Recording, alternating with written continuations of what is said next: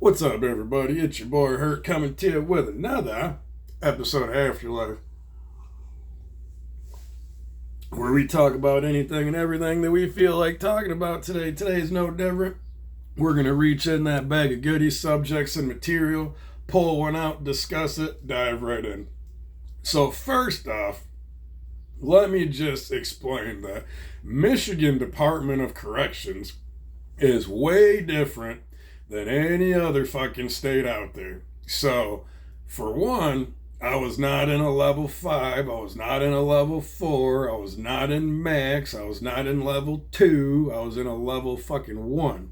So anytime I tell my stories or whatever, I get a few comments about how it's different in this state, how it's different in that state, how that wouldn't happen. I don't doubt it, because I'm in Michigan. I don't know where you're at, but I guarantee it's not like it is where you're at. I guarantee it. And that's when I tell stories or when I whatever, it's through my eyes and what I seen and what I went through. I'm not trying to advocate or talk about fucking how this is how prison is wherever you go. No, that'd be ignorant, that'd be stupid, that'd be on my part not trying to tell a correct or real story. So now that that's out the way, today is a two-parter. First one's emergency bell, emergency count, tornado bell, or whatever. And the second one is talking or not talking to anybody in prison. Kind of boring subjects, but I figured, fuck it, let's get them out the way. So, tornado bell, emergency count, emergency bell. So, you guys know how every third and last month or whatever months, how that emergency bell or whatever, to make sure if a catastrophe happens, the bells work, they test them, all that shit. So same shit in Parnell where I was at, except it wasn't a tornado bell. It was the same bell, except it was closer on the loudspeakers and everything. The whole compound can hear it. It's not a tornado bell. That's emergency count. That means drop everything. Craig's in trouble. Come quick. Which means if you're in class, if you're working, if you're in GED, if you're on the yard, if you're on Big Yard, which was West Yard or whatever, that means drop everything. Go back to your unit. There's emergency count. Now, I personally didn't know why they did emergency count. I mean, nobody can fucking escape. I mean, there's two gates that you got to get over that's fucking covered by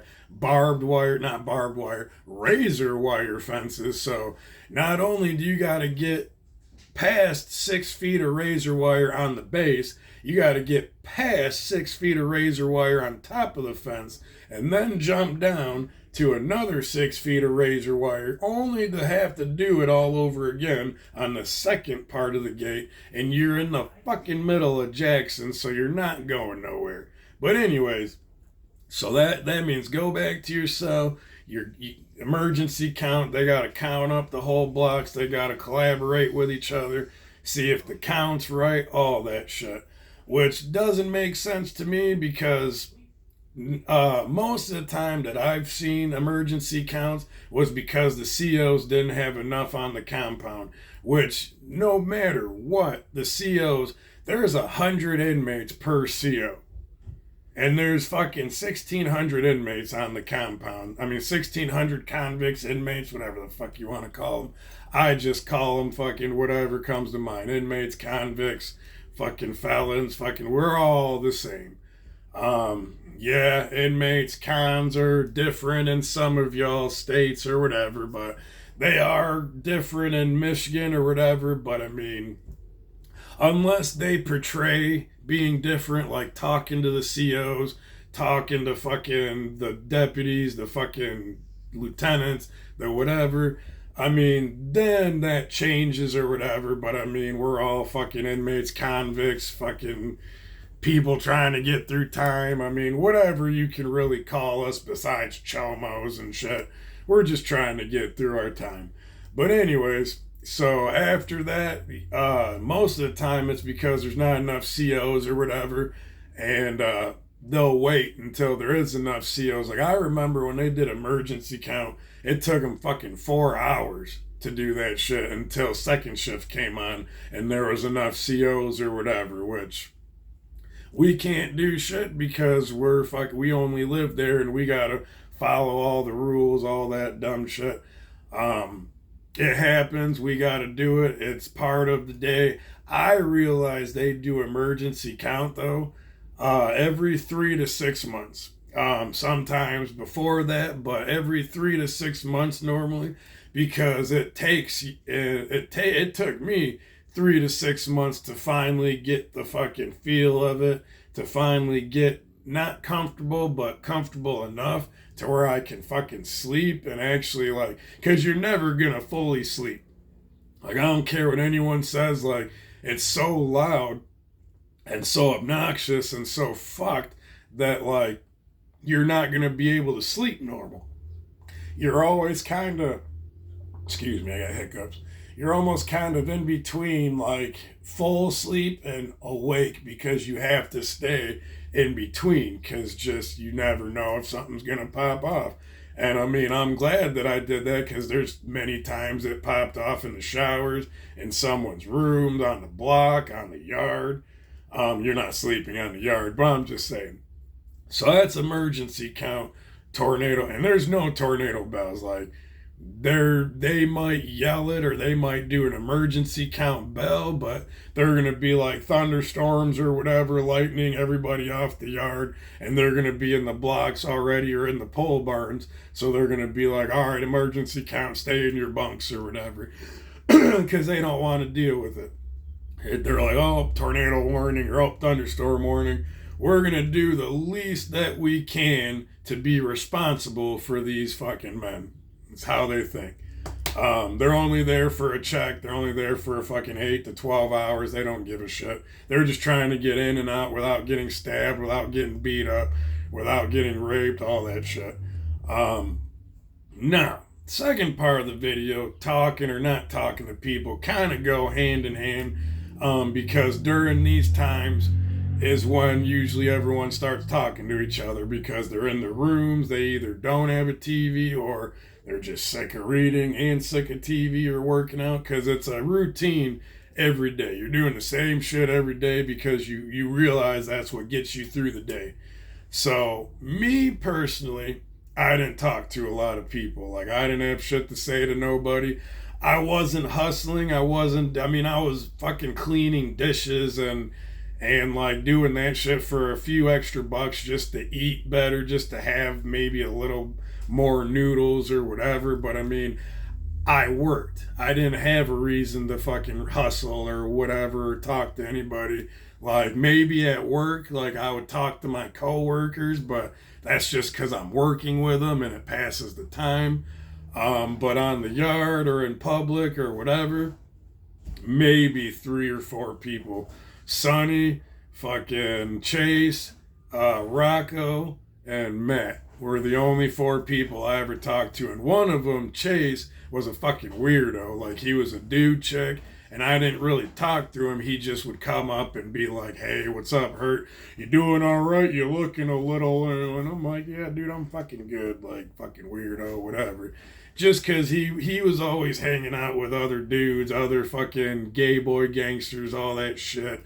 Never seen him get down like that, like the other GBGs did, but like he hung out with them automatically. Like you ain't gonna see me hanging out with him. Yeah, part of me from the streets. Like if you say what's up or you strike a conversation, I'm gonna fucking talk back. I'm gonna strike one back. But anyways, talking to people, not talking to people, it really depends on you and how you do your time or whatever. Me personally, I didn't play games. I didn't really play basketball, nothing like that. I worked out, I read, I watched my TV, I went to work. I stayed busy. I would clean my cell, I would do whatever to stay busy. So, I mean, Rocco, he was on the same tier as me, so he was a cool black dude. Whatever, he hung out with a lot of the Bloods or a lot of the Vice Lords or Counts or whatever, but like I didn't see that in him. Like he would just come by, like, "What up, Hurt? How you doing, buddy?" And he would say some kind of verse or whatever, scripture, whatever, and then we would just chop it up. He's from Detroit. I'm from the west side of the state. We would talk the differences and shit like that. Talk about home, talk about can't wait to get out. A lot of times, motherfuckers talk about they can't wait to get out. There are some that can't wait to get out to do more dirt, like fucking stupid as hell. But, anyways, some of them are wired that way. Like they just, all they know is crime, all they know is this, they can't, that's all they know. Me personally, that's not all I know. That is how I portrayed my life. That is where I hung out. That is how I got to know a lot of my people. That is what got me to self-destruction and all that shit. But that wasn't who I am. Like deep down, I knew I was better than that. I knew that I was meant for greater things or better things, but I was a product of my environment. I hung out with the wrong people. I hung out with some of the right ones, because it doesn't matter if you're a felon, you got an LLC, you have no felonies, you're just the fucking blue collar dude. Whatever. I can learn from all of you. All of you. And that's what I'm trying to do now. But it really depends on you, because county kind of prepares you for prison, and it's the same in that sense. Like you're going to be doing your laps, you're going to be minding your own business, and no matter what, someone's going to see you doing your time, and they're going to come up and they're going to test you, they're going to front on you, they're going to be like, "Hey, what you in for?" They're going to see if you fucking carry yourself right or if you're a fucking lame. Now, before I even go into anything else, when I tell my stories, I'm from Michigan. I'm not from California. I'm not from fucking Nevada. I'm not from fucking New York, New Jersey, fucking Florida. I'm not from anywhere. So my stories are about where I was at. Now, I got a few comments in my stuff like, it ain't like that in California. What are you talking about? It ain't like that in, well, no fucking shit, it's not. I'm in Michigan. Duh. Like, I'm sorry, but like, it's not the same. My prison where I was at was probably soft as baby shit compared to some of your circumstances, your experiences, whatever.